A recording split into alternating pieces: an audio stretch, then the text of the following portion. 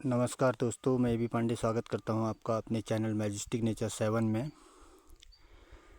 आज मैं आपको पहाड़ के कुछ ऐसे महत्वपूर्ण वृक्षों को दिखा रहा हूं और साथ साथ ताकि आप जहां भी बैठे हों इन पेड़ों को देख के आपको अपनी मातृभूमि, अपनी जन्मभूमि, अपने खेत खलिहान, अपने जंगलों और अपने घरों की याद को दोबारा ताज़ा करने का मौका मिले। अगर ये छोटी सी कोशिश मेरी आपको पसंद आएगी तो मेरे चैनल को लाइक सब्सक्राइब ज़रूर करना। यह है दोस्तों चीड़ का पेड़। चीड़ का पेड़ मैं ऊपर से लेके नीचे तक इसे दिखा रहा हूँ। पहाड़ी घर बनाने में या भवन निर्माण में जो भी फर्नीचर लगता है, अक्सर पर्वतीय ऊंचाई वाले क्षेत्रों में सब इसी से फर्नीचर बनता है। ये इसका एक वृक्ष है। बेशक ये पेड़ आपको छोटा दिख रहा होगा, बहुत बड़े बड़े पेड़ होते हैं। घरों का टोटल फर्नीचर जो है इसी वृक्ष से बनता है और इस पर लगने वाले फल वो लकड़ी जलाने के काम आते हैं। और इसका पिरूल बहुत उपयोगी है। इसके पिरूल से कई तरह के पिछली बार वर्किंग की गई डिजाइनिंग, टोकरियाँ फोकरियाँ, कई तरह के मतलब कास्ट कला से रिलेटेड कोई बहुत सारी चीज़ें बनी हैं।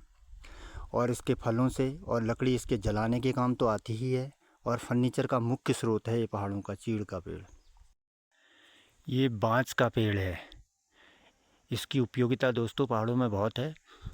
ये पहाड़ का एक मुख्य वृक्ष भी है। बांस का पेड़ ठंडी जगहों पर ही ये उगता है और इसके जो पत्ते हैं वो जानवरों के घास के काम में आ जाते हैं और लकड़ी इसकी जलाने के काम आ जाती है। बाकी पहाड़ के जितने भी औजार हैं खेतीबाड़ी के किसानों के, जैसे कुल्हाड़ी है, उसका हत्था है बनाने का के लिए काफ़ी मजबूत हत्था बनता है। और कुदालें हैं, फावड़े हैं, इन सब के हत्थे इसी लकड़ी के बनाए जाते हैं। ये बांस का पेड़ है। और हल है, हल का जो नीचे का ज़मीन फाड़ने वाला वो रहता है, नहड़ जिसे बोलते हैं, वो भी इसी से बनाया जाता है।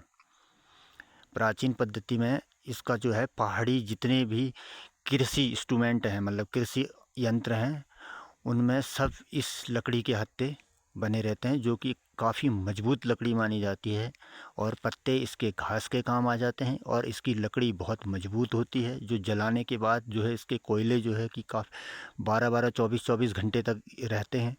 मतलब ये एक ऐसा पेड़ है जिसका कोई भी हिस्सा बेकार नहीं जाता। ये उदीस का पेड़ है दोस्तों। ये उदीस का पेड़ है। ये क्या है, इससे बहुत हल्के फर्नीचर बनाए जाते हैं, जैसे बेड है, बक्से हैं, पुराने टाइप के भकार हैं और बंदूक के बट हैं। इस टाइप की चीज़ें जब बनती थी पूरा प्राचीन काल में, तो ये उदीस के पेड़ के बनाए जाते हैं और जल का मुख्य स्रोत माना जाता है। ये देखो, ये जल का भी मुख्य स्रोत माना जाता है। उदीस का पेड़ है, साफ आ नहीं पा रहा है, लेकिन इसकी बहुत सारी उपयोगिता है। इसके बाहर से लगे हुए जो छिलके रहते हैं, इसकी खाल रहती है, वो जलाने के काम आती है। उसके कोयले जो है लॉन्ग टाइम तक बुझते नहीं हैं, लंबे समय तक चलते हैं। ये पेड़ जहाँ भी उगा होगा ना, वहाँ पानी अपने आप निकल आता है।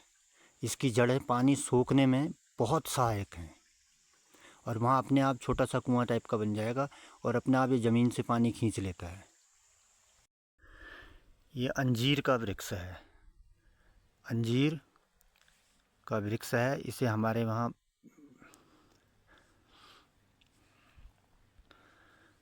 पहाड़ी भाषा में बोलते हैं तिमिल। अंजीर का पेड़ है। इसके पत्ते जो है पूजा पाठ में जो है यूज़ किए जाते हैं। पूजा पाठ में जैसे सामान रखने के लिए कहीं दूर दराज मंदिरों को ले जाओ तो ये प्लेट का काम भी कर लेते हैं। ये पहाड़ का एक मुख्य वृक्ष है अंजीर। पुरानी परंपराओं के हिसाब से इसके पत्तों को शुद्ध माना जाता है, लेकिन जिन पत्तों में छेद न हुए हों और जो पत्ते बेकार हों उन्हें हम फेंक देते हैं और जो सही पत्ते रहते हैं उन्हें मंदिरों में ले जाते हैं। बाकी इसकी घास को जानवर खा लेते हैं और इसमें जो अंजीर लगते हैं उनकी सब्जियां भी लोग खाते हैं। प्रचलन में थी प्राचीन काल में, तो बहुत लोग प्रचलन में थी, लेकिन अब धीरे धीरे कम होते जा रही है। लेकिन अंजीर जो है काफ़ी पौष्टिक और स्वादिष्ट सब्जी है। इसकी काफ़ी पौष्टिक सब्जी और पेट के लिए तो ये एक तरह से एक आयुर्वेदिक रामबाण है।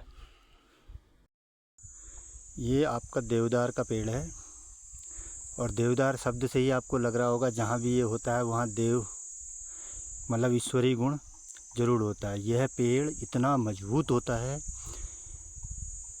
कि शीशम भी इसके आगे फेल है। इसकी लकड़ियाँ और इसकी उम्र बहुत होती है और कई 100 साल तक ये पेड़ खड़ा रहता है।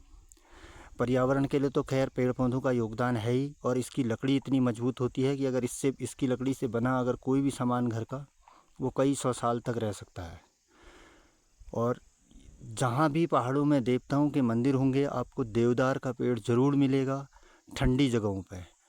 और पहाड़ों का पेड़ों का राजा भी इसे मानते हैं पहाड़ में देवदार को, और एक बहुत ही पवित्र वृक्ष है ये है।